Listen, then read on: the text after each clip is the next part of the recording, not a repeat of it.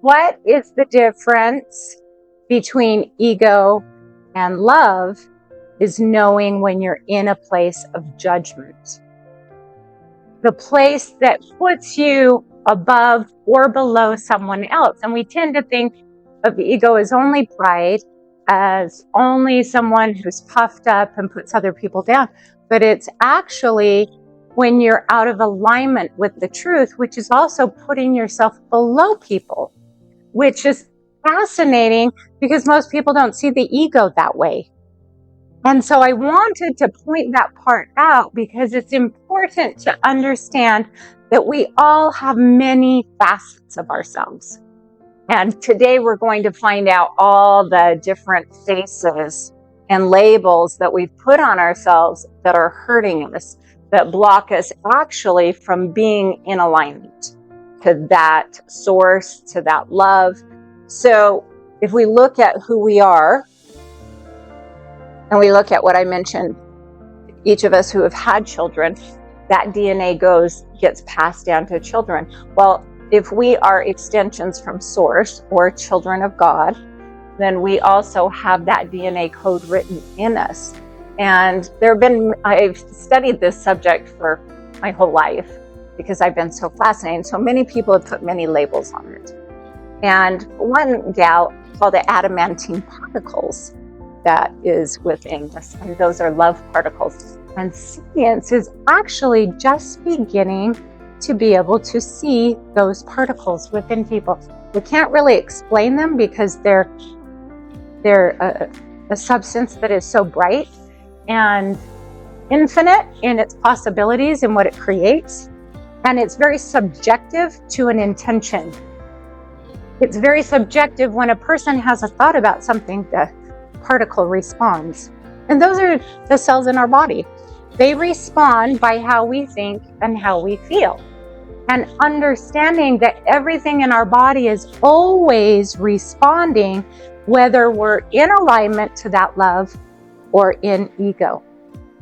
And the biggest clue that I want you to know and gain today is when you don't feel good, when you feel sad, hurt, angry, depressed, frustrated, overwhelmed, anxiety, anger.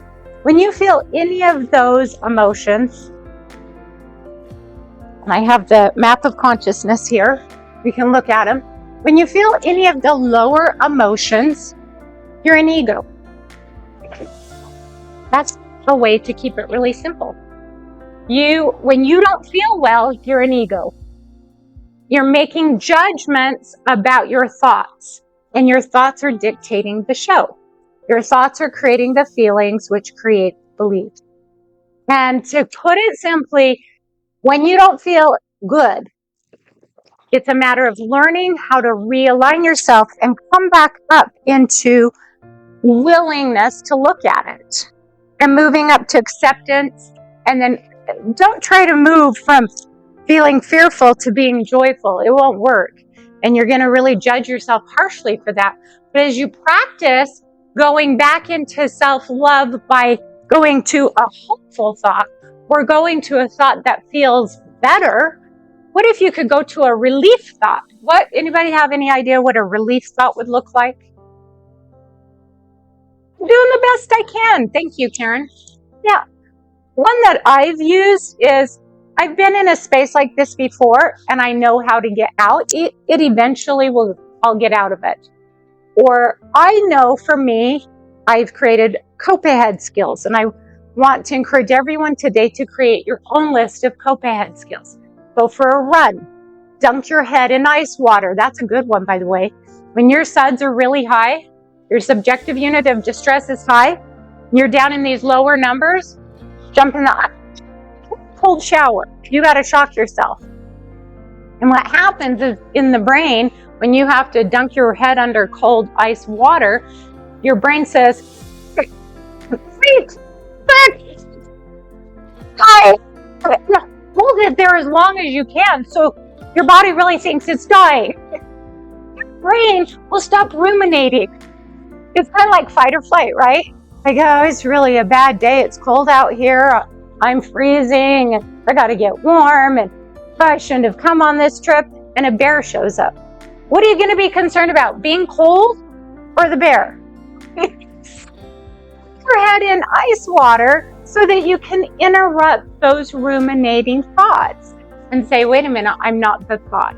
And when we practice doing that, when you practice interrupting yourself in such big ways, your brain learns that really it's okay. Pretty soon, it learns it's safe.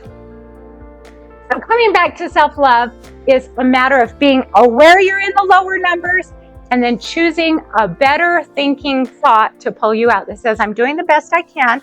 I'm okay. I've been in this place before. I can do hard things. Don't say, I am love. I'm joy. I've got this. Could be a better one that would lead, but I'm okay.